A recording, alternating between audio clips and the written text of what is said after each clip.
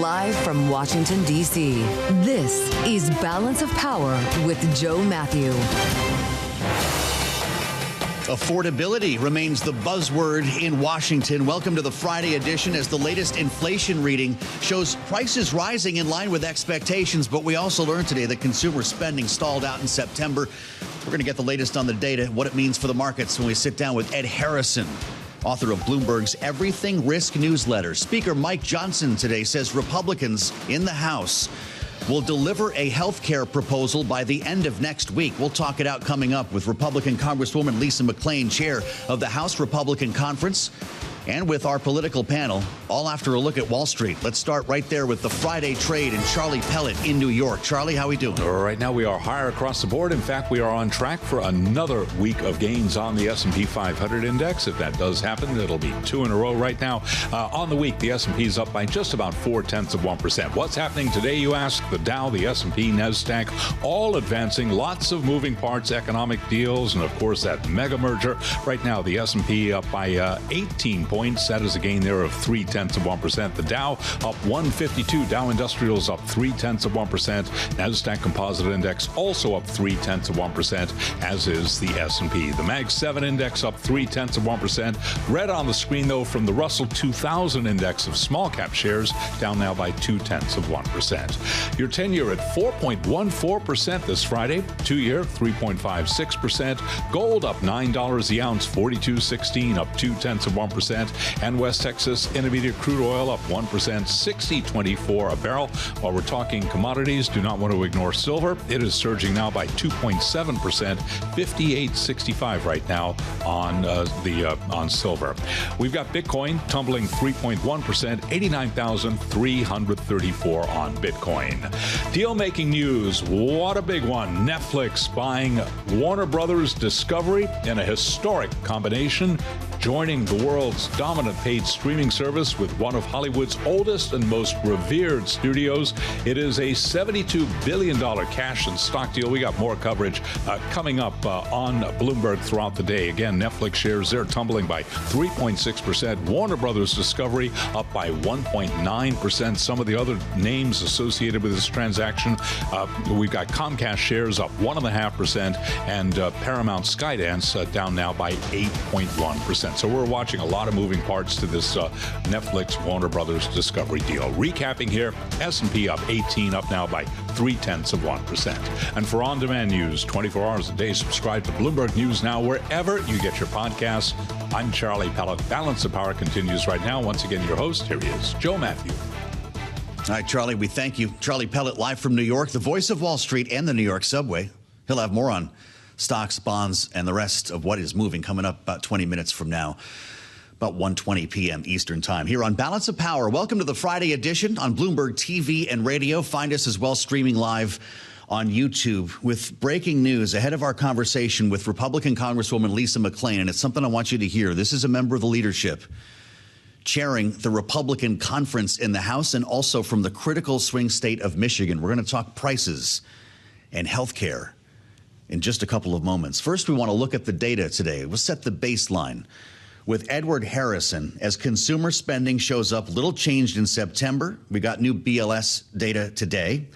Core personal consumption expenditures. Yes, the PCE said to be the Fed's preferred measure of inflation, up 0.2 from August, up 2.8% from the prior year. And by that, I mean more than 2%. So let's get into it with Edward Harrison, Bloomberg senior strategist and author of the newsletter you should be subscribed to right now. It's good to see you, Edward. We're hungry for data, so we're pouring over anything that we can get. And in this case, it's a pretty important one with PCE. Does this allow the Fed to cut next week?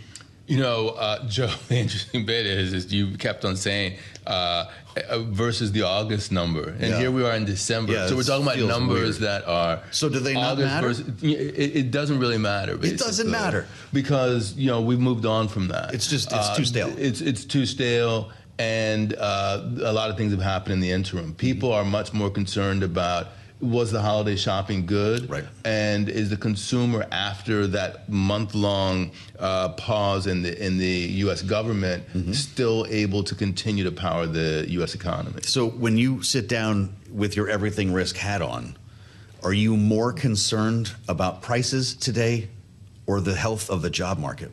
I'm probably more concerned about prices. Yeah. I think that the job market concern, it's deep in the sense that I think very large pockets of the U.S. economy are in recession because the job market is so weak. But I think that we still have a price problem. And with the Affordable Care Act subsidies, some of those going away in January, it's going to be even more difficult for a lot of U.S. consumers. Well, what pockets, by the way, of the economy do you see in recession? That's quite a statement. Yeah, I would say that, we've had the housing market at points in time in recession. In contraction. Yeah. Office space has been in recession. And then also, if you take the whole cohort of people who are, say the bottom quintile, bottom two quintiles, they've had a very hard time given the price pressures that we've had, and also the very low growth in job formation. Sure. We see consumer sentiment rising for the first time in 5 months. Do you take heart in that number? I take some heart in the number, but if you looked at the present situation number, I really look at it as a reflection of, okay, now we know that the government's not going to be shut down anymore. But if you looked at the present conditions number, it actually went down relative. It was lower than the expectations. So people are saying that it's actually not all well and good, but enough people from the upper quintiles of the income distribution are spending. And then we have the AI bubble as well. That's helping to keep things going. But there are pockets of distress there for sure. Interesting when you look at the state of the market here. We've had some shaky days. November was not a blast. But the fact of the matter is it's still been a pretty darn good year. And the indexes are not that far from their highs. We haven't had a full-blown 10% correction in a long time. Does that suggest that the stock market is part of everything risk right now because we haven't accommodated for the trends you're talking about? Yeah, I think that the stock market isn't at risk per se unless the labor market weakness starts to broaden out. I would say that the buy the dip mentality is still in effect, and that what you see from the Bank of America customer survey is that we had 6 weeks of tech outflows. And then last week we had tech inflows. So we're at a point now where people feel like they've taken enough risk off the table because of AI. Yeah. And then they're back in the game. The whole buy the dip mentality is still there. I would say that there are probably two things that are keeping things a little bit tighter. One is that crypto is constantly creating externalities into the other risk assets. How about that? And then the second thing is that actually global interest rates are rising. The U.S. is a laggard in terms of the rising of interest rates and also in terms of cutting. The next move could be higher for many different central banks, and Japan is already there. Fascinating. This has been an interesting couple of days. Edward Harrison, author of the Everything Risk newsletter. It's great to have you, as always. With us here in Washington on Bloomberg, I'm Joe Mathieu, as we consider affordability and, of course, the breaking news coming from Capitol Hill today. The Speaker of the House suggesting that a health care proposal will be on the table, a Republican health care proposal, by the end of next week. This is something that I, in fact, talked about earlier today on Capitol Hill with the Democratic leader in the House. Hakeem Jeffries talked to us about the looming deadline for the expiration of Obamacare subsidies that Edward just mentioned. And he doesn't see a lot of opportunity for cooperation, at least not yet. Here's what Hakeem Jeffries told us today. The big challenge with House Republicans has been that they've adopted a my way or the highway approach. They have zero interest in actually sitting down and finding a bipartisan path forward. We've said from the very beginning of this year and throughout the Trump Republican shutdown that we will sit down with anyone, anytime, any place here in the Capitol or go back to the White House, sit with the president to try to figure out how we can fix our broken healthcare system and address the Republican-created healthcare crisis that's devastating people all across America. Now, our next guest is going to disagree with everything that Hakeem Jeffries just said, and that's what we do here on Balance of Power. We hear from both sides of the aisle. The important headline, though, is that Republicans apparently will have their own plan next week, and that's where we start our conversation with Congresswoman Lisa McClain, who's chair of the House Republican Conference from Michigan's 9th District. It's great to see you, Congresswoman. Welcome back to Bloomberg TV and radio. Do you have a sense of what this plan will look like? Yeah, I'm actually rather excited. The biggest difference between the Democrats' plan and the Republicans' plan is the Democrats want just to subsidize the ACA credits. And the problem with that is if we do that, no one's premium comes down. All it does is line the pockets of big insurance companies. And what I might remind everybody is this is Obamacare. The healthcare crisis was started by the Democrats. So I am excited to hear that both sides agree that the Affordable Care Act is anything but affordable and that it needs revamping. And that's what we're doing. We will focus more on driving down actual premiums.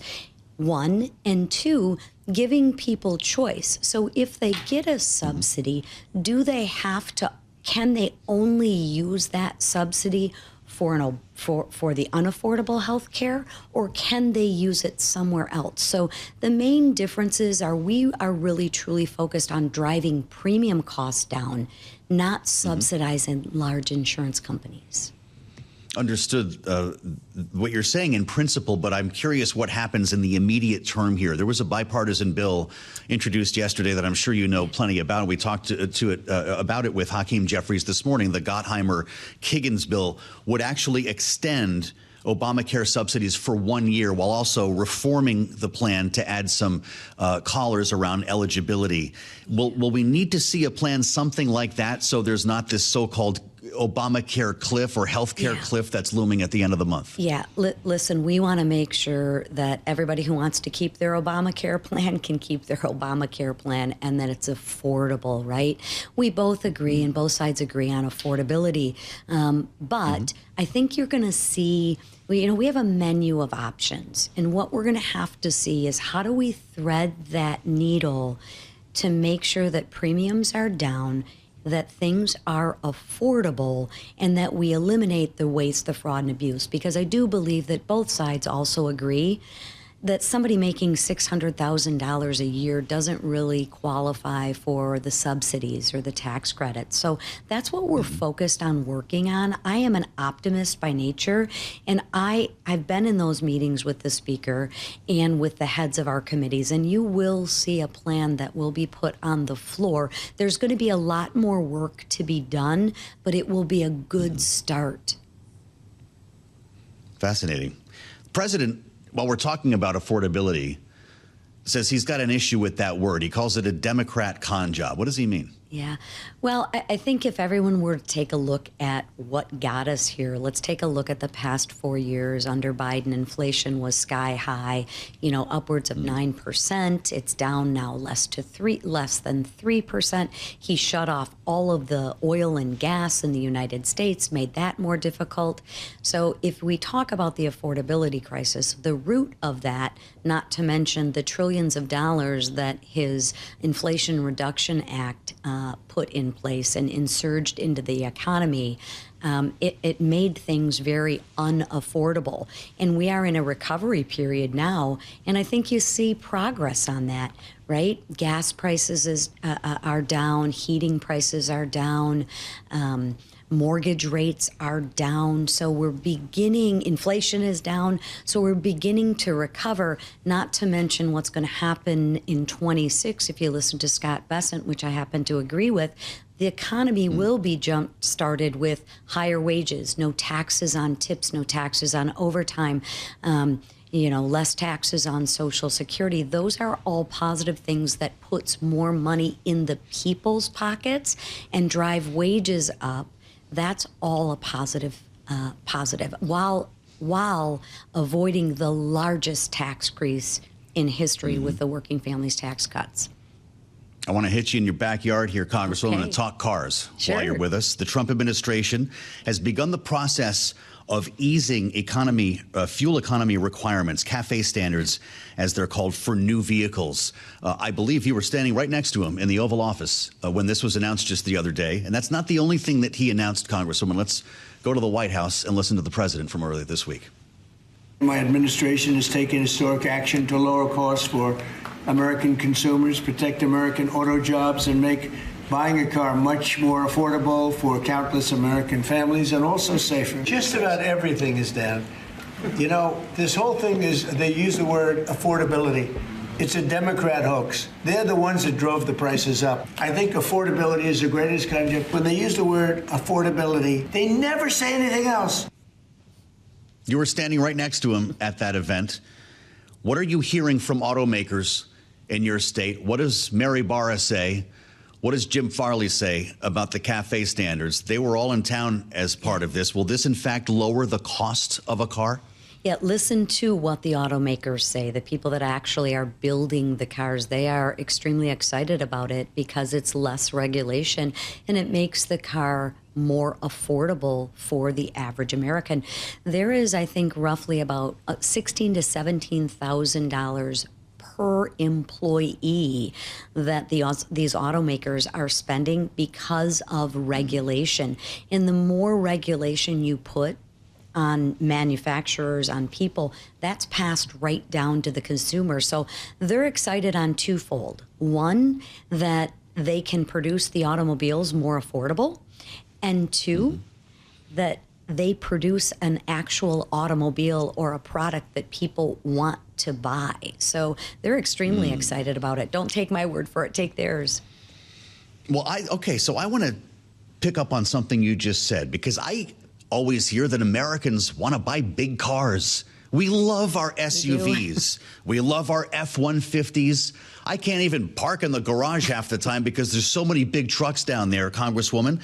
The president on Truth Social, though, and he talked about it in the Oval with you the other day. I have just approved tiny cars to be built in America, he says. Manufacturers have long wanted to do this, just like they are so successfully built in other countries. He says they can be gas, electric, or hybrid.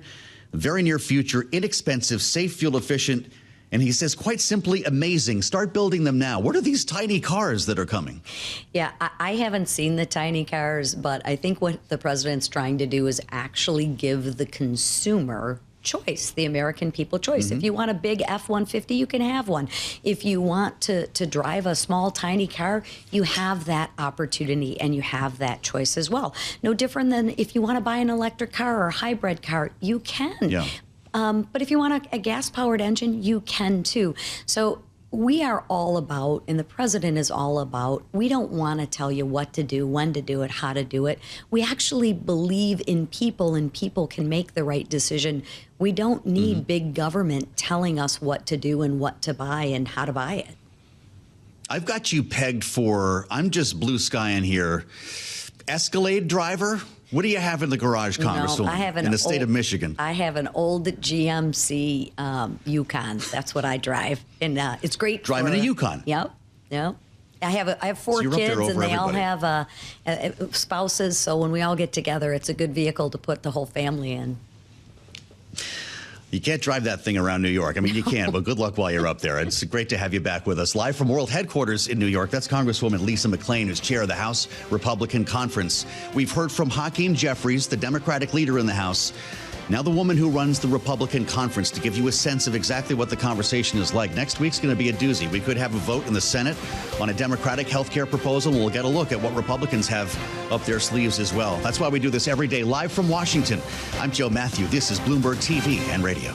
Big questions today about congressional maps around the country. The districts that you may or may not take for granted in your state could soon be redrawn after an important ruling from the Supreme Court, clearing Texas to use its new Republican-drawn congressional map for next year's midterm elections, lifting a lower court ruling that had blocked the map.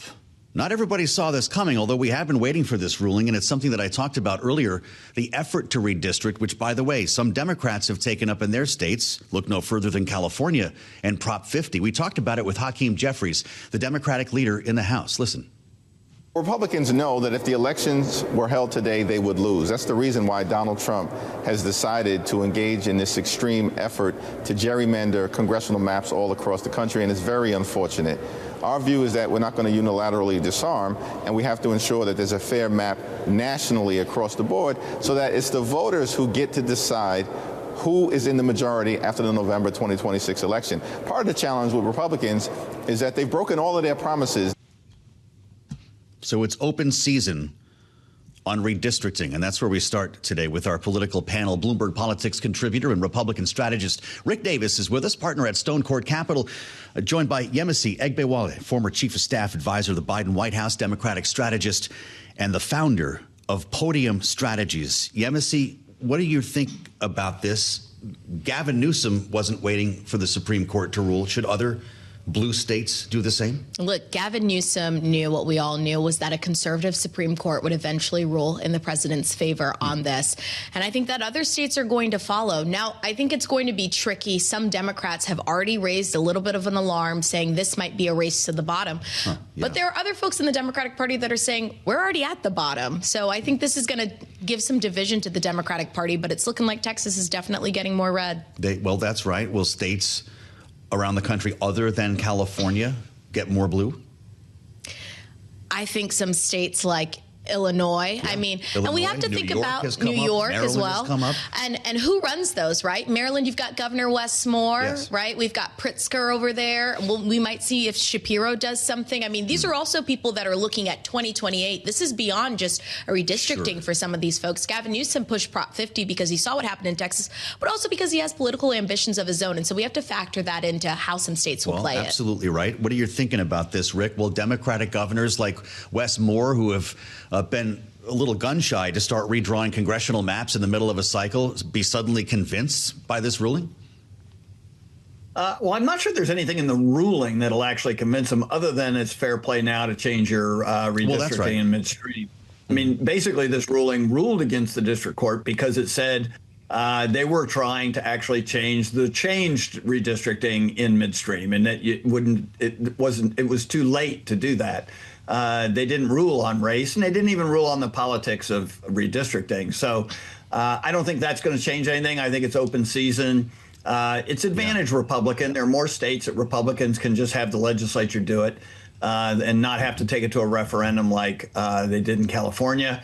But realistically, I mean, if the election were today, I don't think a change of 4 or 5 seats are going to make a bit of difference. Right now, it's sort of at par. Texas got 5, California got 5, starting all over again in other states. But the reality is it is a distraction from our party's need to make a case on affordability and cost of living and the future of our economy. And if we don't do that and we play all these drawing of lines games, the only thing that's going to result is we'll only lose by a few less votes, but a loss is a loss. And so I just wish the Republican Party was spending more time talking about the issues that people care about and not, playing these games around the table, drawn up maps.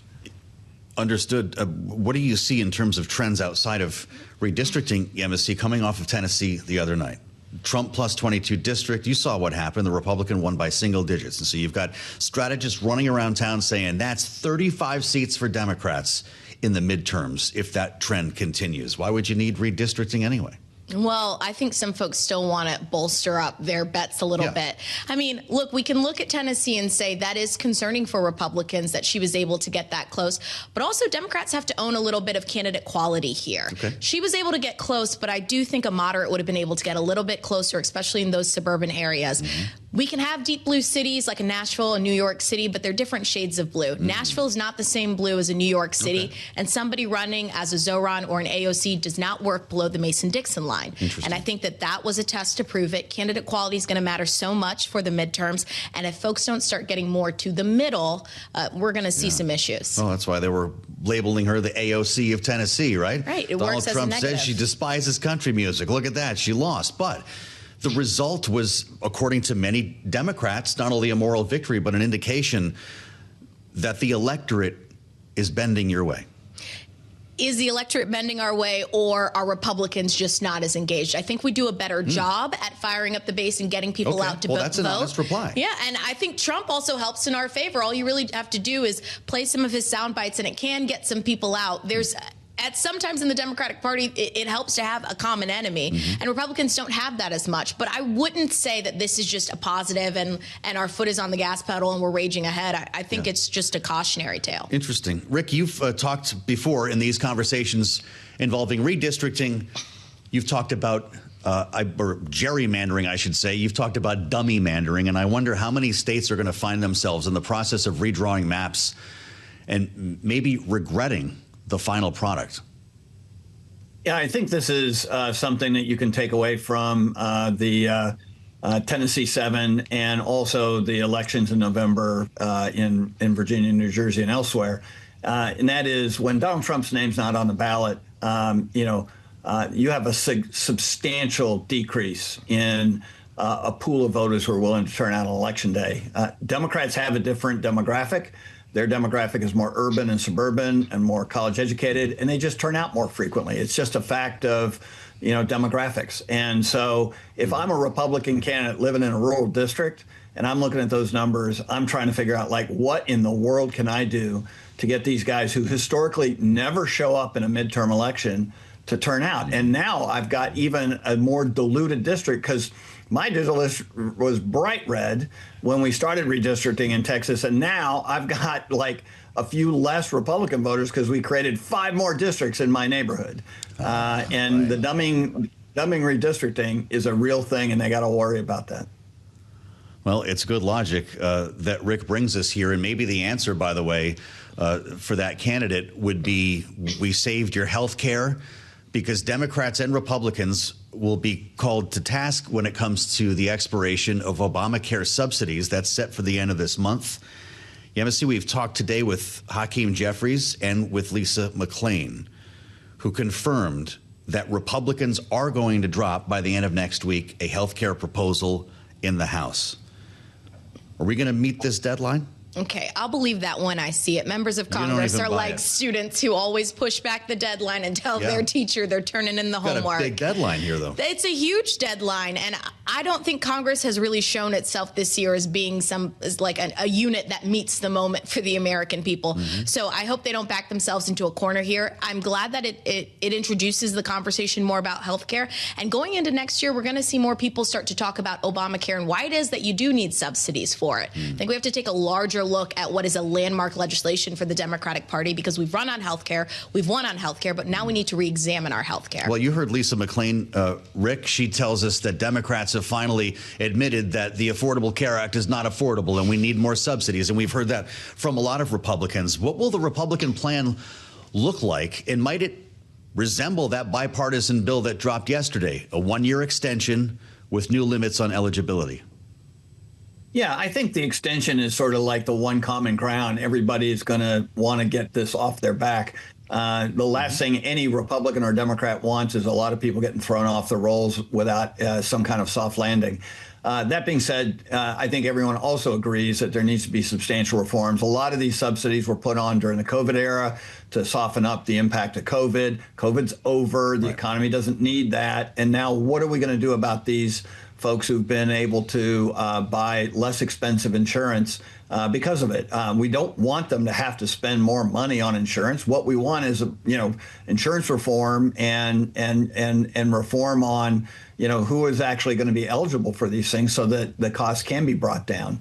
And I don't think there'll be that much pushback by Democrats. I think this is one thing, especially after the Minnesota scandals, that people have seen that they got to be responsible. It's just not health care for all anymore. Those people who are talking about that are tone deaf when it comes to the electorate. If we see next Thursday, John Thune promised a vote, right? That's how we got the government reopened. Promised Democrats a vote on whatever the health care proposal would be. That's less than a week away. If that passes convincingly, will Speaker Johnson have any option but to bring it to the House? I mean, yeah, he'll have all of the pressure to have to bring it to the House. I view the majority leader, John Thune, as the real driver here. I think he's able to navigate outside of that kind of Trump aura and bubble. I don't think Johnson is that strategic as people make him out to be. I think he just follows orders really well. And so if Thune moves first, Johnson's just going to have to be in a position to move next. That would also suggest, I'll just extend this a little bit, Rick, in our final moment, that Donald Trump needs to weigh in at some point. Is Speaker Johnson waiting for the president?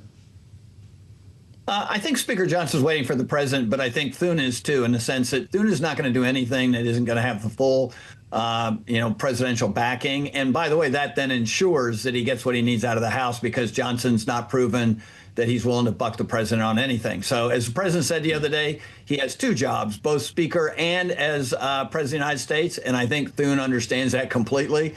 His deal will be with Trump, and then Trump will take care of the House. Great panel. Rick Davis, many thanks. Bloomberg Politics contributor. Rick, we'll see you on the late edition of Balance of Power. Yemisi, Egbewole. Podium Strategies, our Democratic strategist. Great to have both of you as part of our conversation. Patrick McHenry will be with us next as we spend some time with the former Speaker Pro Tem on what comes next. This is Bloomberg, as we seek voices and new ideas from both sides of the aisle. That's been our exercise this hour. We've heard from Hakeem Jeffries and Lisa McClain, the Democratic leader in the House and the chair of the Republican Conference in the House, with news today that Republicans in the House of Representatives will likely unveil, Speaker Johnson says, unveil a health care proposal by the end of next week. That would coincide almost to the day with the promised Senate vote on a Democratic health care proposal. So we may be seeing the gears turn a little bit here. We're joined at the moment by a problem solver with a lot of experience in the House of Representatives. That, of course, would be Bloomberg Politics contributor Patrick McHenry, former Republican Congressman, former Speaker Pro Tem. It's great to see you here at the desk, and I hope you had a great Thanksgiving. You can see across the valley here to some sort of compromise, right? Because if you can't, I'm thinking not many people can right now. On healthcare, no. On healthcare with a deadline at the end of the month, you do not. No, I don't see this. I don't see this coming together. Premiums are going up. Yes, yes, and what you have are Democratic politics at stake. The subject matter of the shutdown became health care. They eventually figured out an issue that was salient to the voters. The Democratic Party had strength in. They doubled down on that strength, and that was to their ends the shutdown. The shutdown was about something to them. Yes. It's not regarded that way by the populace, and it didn't net them anything in terms of policy, but it solidified their base and their position on health care. They want to double down on that strategy for the election year. They don't actually want a solution. They want to keep the problem. Keeping the problem is their political power. And rising premiums is to their political benefit. This is the reason why House Republicans and some Senate Republicans are working so fervently to address the premium question for a narrow group of the American people because of the political impact on it. The difficult problem here is that Republicans don't have a cohesive message or policy set on health care. This has long been the problem. Right. It's not that Republicans lack a plan. It's the problem is they have plans.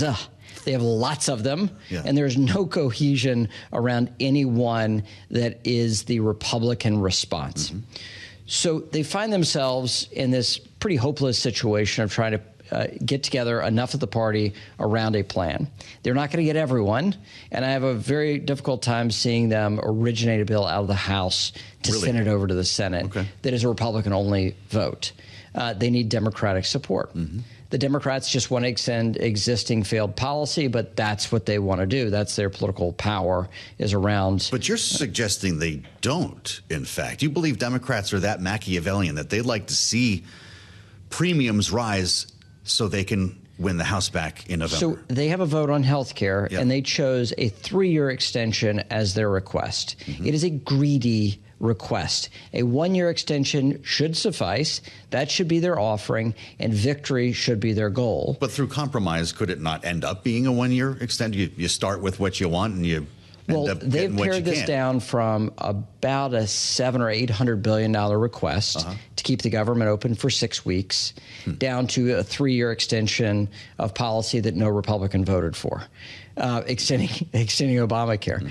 And so it's still a massive request that they have, but it shows that they actually they want to hold on to this as a political cudgel rather than do a one-year extension, which is really which should be the end case for these negotiations. Yeah, well, I mean, it does seem, I don't know what you think Republicans are going to put forth next week in the House, but there was a bill that dropped yesterday. The Gottheimer-Kagan's bill would extend Obamacare subsidies by a year, and it would put new limitations on eligibility. This doesn't have to be that hard, right? I mean, could that not be the bill? That should be the bill. That should be the bill. And that should be the final compromise. Would it not pass both chambers? Yes, but you have to have a coalition willing to do that. Right. And you don't have enough Democrats willing to come Will the with Republican bill resemble that? No. Okay, so what do you think the Speaker has up his sleeve? Well, no, they have to put together something that unifies Republicans. That's their attempt. That is always the goal out of the House. Be more along the lines of Bill Cassidy, health savings accounts. Yes. Something that does not resemble Obamacare. Correct. Okay.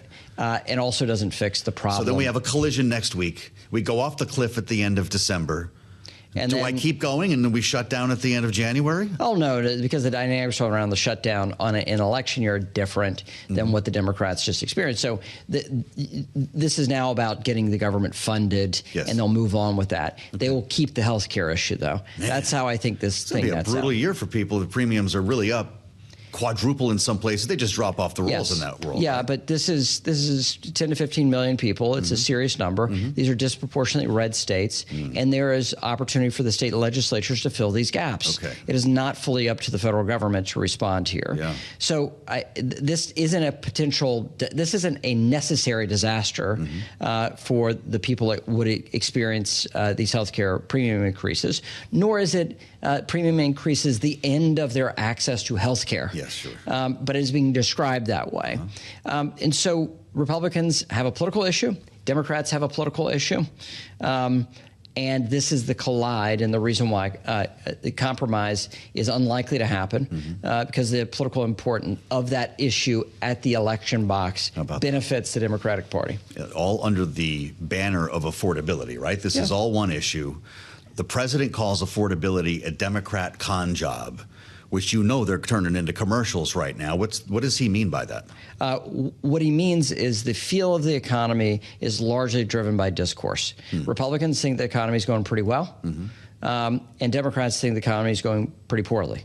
That has a political overlay more than an economic overlay, and everything is becoming highly political in our society over the last 20 years of discourse. And so affordability is the message the Democratic Party is seeking to drive through Election Day because that is their path to victory. In 2010, a slow economic recovery meant that John Boehner spent 2 years saying, "Where are the jobs?" A message of where the jobs got Republicans the majority in 2010. Yeah. And I think that is the case that they're saying is like the cost of things are not down since President Trump got reelected. There's a lot of economic impact that is to come for this administration. The tax bill, landing the tariff deal with China. And in the world, all those things will have an economic benefit that has to be accrued over time, and that is really the imperatives on the administration to provide the regulatory relief, the tax incentives, and clarity on tariffs. And that way the economic engine can churn and the American people can see the benefits of Republican economic policies. I can hear John Boehner right now. Mr. President, where are the jobs? And that's the question that the Fed is asking and will be asking next week. And so I have to get into this with you with your financial services hat on here. Kevin Hassett is apparently the next Fed chair. At least that's what everyone seems to think in Washington. Bloomberg reporting that he's at the top of the list, and he was on Fox News asked about whether it's time to cut rates. Here's what he said. From the Fed governors and some of the regional presidents, they now seem much more like they're leaning in the direction of a rate cut, which is I believe, the right. And how much would you like it to be? You know, in the long run, we've got to get to a much lower rate. If there's consensus around 25 basis points, which it looks like there is, then I'll take it. Is that 25 basis point cut in the bag? It's not in the bag, but I think that's where they end up. I think there's still haggling to be at the governors, Board of Governors. Look, the Open Markets Committee is disproportionately appointed by President Biden. that impact is still driving the Fed decision making. The president needs to get his appointees on the Federal Reserve Board. The next available one is the chair of the Fed. That's right. Is his nomination in the bag? Nothing's in the bag. Okay. Look, I mean, there's still drama to be had. And so I do think the president has enormous high regard for Kevin Hassett in the first term and bringing him back in the second term in an elevated way. And I think Kevin Hassett has proven himself as a very good voice for President Trump's economic policies. I think he has the qualifications, obvious qualifications to be the chair of the Federal Reserve, very important decision. And he has the qualities necessary to drive consensus on the Open Markets Committee, which is actually how it's done. And the difficult part of being Fed chair is you don't get to make the decision independently. Yes. You have to take all these inputs from your committee members. And so he is certainly on the short list, and I think it's affirming and should be affirming to the markets that somebody of his caliber is on that short list. Because you think he's a good pick. Do you share the president's, I won't say disdain, disappointment in Jay Powell? Look, I got a different perspective on Chairman Powell. I think he's been given a very tough set of circumstances and has danced very well in the midst of the threat of the music being turned off. Right. And I think he will be proven as a successful Fed chair who maintained Fed independence in a very complicated time. Well, we just had quite a headline cross the terminal. You got to be careful when you walk in here. Oh, yeah. Congressman, the Supreme Court to review President Trump's birthright citizenship rollback. Did you see that coming? Yes. This is something that's not settled law. The president's perspective here is... Not settled law. Not settled in that the president having broad authorities to make this determination. Understood. There's been generations of litigation on the definition of citizenship in our country. This thing is carved out as a set of rights that the American people have, based off of from birth to natural death, and there are consequences for these decisions. So you shouldn't have one branch of government make that determination. The courts are always going to have to step in and make a determination or clarify the capacity the president has. Change needs to be made? No, look, I think birthright citizenship has been the case in the United States from the very beginning, and we don't judge people based off of their parents, good qualities or bad qualities, or where they're from, and that has made us a special and distinct nation from any of the European powers or any of the Asian powers, based off of how we treat how we treat citizenship here in the United States. The importance of it, the regard for it, how we honor this as not just something given to you, but the story of America and who we are. So you can't just make a quick administrative change of a body of law that is, in many cases, 200 years old. Runs to our founding. That was a good answer. I'll be curious to see what happens here. We've only got a minute left. Let's just throw this one at you lastly as we look ahead here with the president, by the way, receiving the Peace Prize today. Should the House of Representatives, should Congress have a say in the president's military action in the Caribbean? They inevitably will have votes on this under the War Powers Act. I think what the president is doing is born out of sound law and taking action. Yes, when you have these incursions from the South and movement of drugs in a concerted way, and in some respects supported by nation-state actors, for them to take military action, I think, is a justified thing. It is a clear signal to stop the flow of drugs from the South, just like we're having the clear signal to China to stop the flow of fentanyl. Fascinating. It's always great to spend time with you. Patrick McHenry, let's do it again soon. Bloomberg politics contributor, former Republican Congressman, former Speaker Pro Tem, only here on Bloomberg TV and radio. I'm Joe Mathieu in Washington. I'll meet you back here on the late edition of Balance of Power. It starts at 5 p.m. Eastern. Enjoy your Friday between now and then. This is Bloomberg.